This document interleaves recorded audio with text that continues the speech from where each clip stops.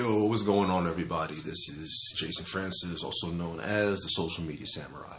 And this right here is the Ask a Black Man edition that I like to affectionately call Samurai Extension. This is the second week of the Ask a Black Man series, and basically what I like to do is sort of just chime in and give my opinions on the topics of the week that are being presented, at least up until the episode where I pop up in. Not sure when that's gonna be, but that's besides the point. It's a really good series. I really was excited when I was brought in to be a part of this, and I think it's a dialogue, and a conversation that needs to be had much more often. So this week, if you've been following along, it's been the dating episode. The guys have been talking about different aspects of the dating scene, courtship between men and women. So the questions that were brought up in the video, if you're looking at this now, you should be able to get caught up. The videos are posted here as well. Tackling the same questions that these brothers were presented with. They kind of started off with the most important one first, so we could tackle that, which is, what is your end goal when you get into dating? I really think that can vary.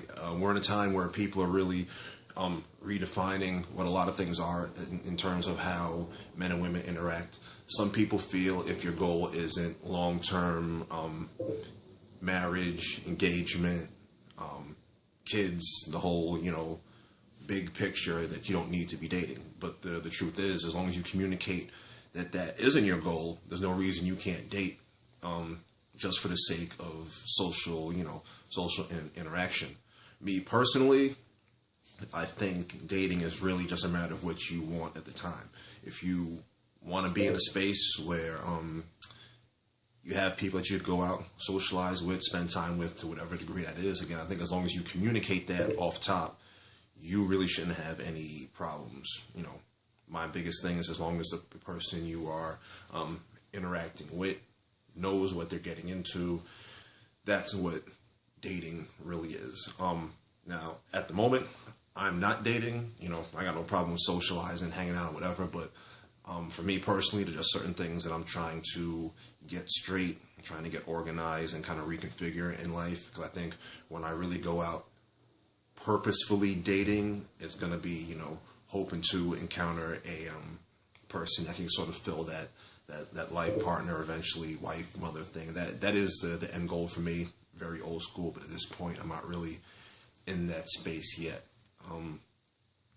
Forgive me if you keep hearing the beep in the background. Got a gang of computers and other things going on, and apparently I'm getting a lot of notifications while this is happening. But yeah, that's how I think the end goal is for me. And I think the problem with a lot of people in dealing with dating is that the end goal, depending on the person you're dealing with, isn't always communicated in an effective, or to be perfectly honest, in a truthful way.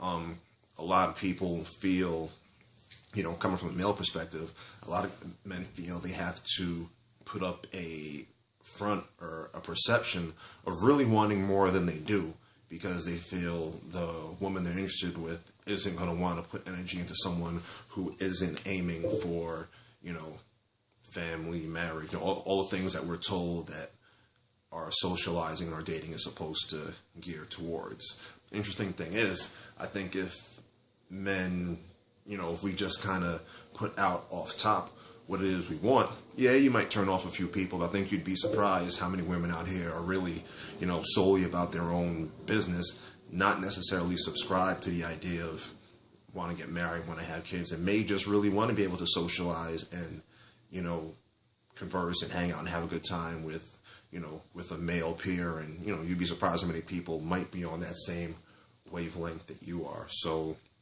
yeah, tackle the first question, get it out the way. Dating end goals, those are mine. That's what I think on them. What do you guys think about that? Yeah.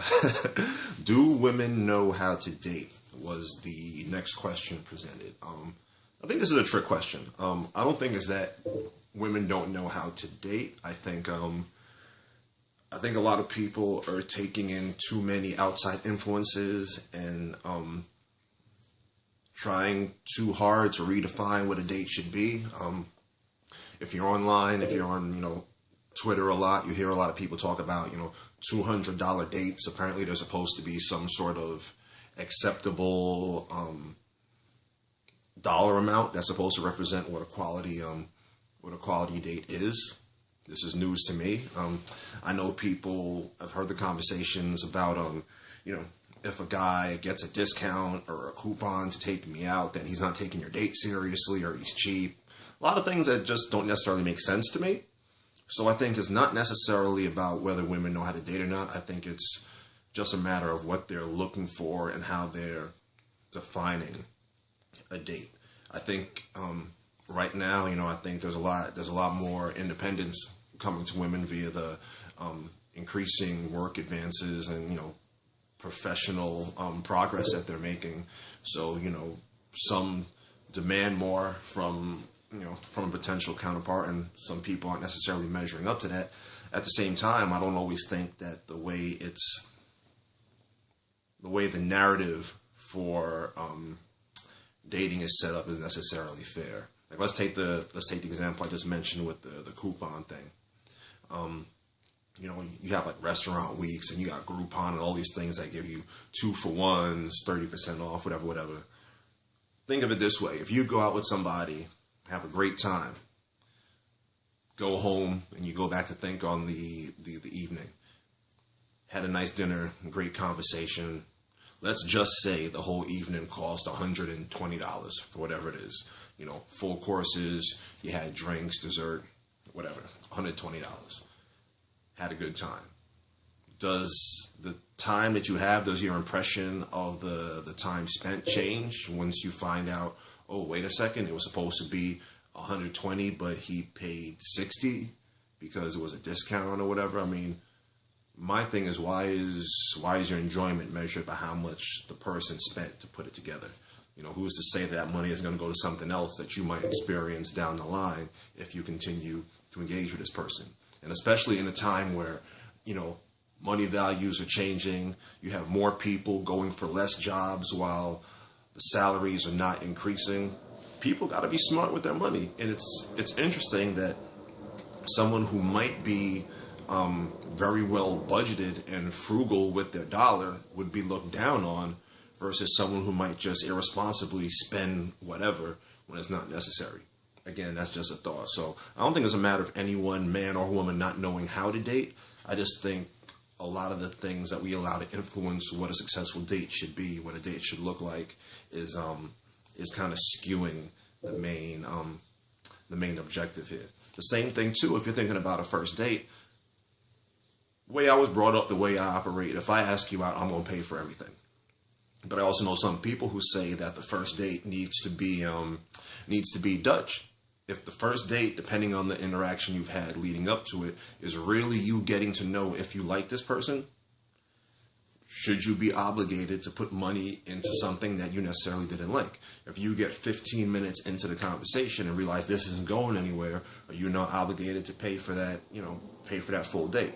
My thing is, if I invited you out, I'm paying for it. But I also know some people who do believe that should be more of a realistic rule because, again, you don't know if this is somebody you want to invest that type of time into. So that's kind of how I see it. I think, end of the day, just really keep it simple. Your date is about spending time with a person, finding out if you vibe with them, and if you enjoy the time enough that you want to spend more. I think it's pretty simple.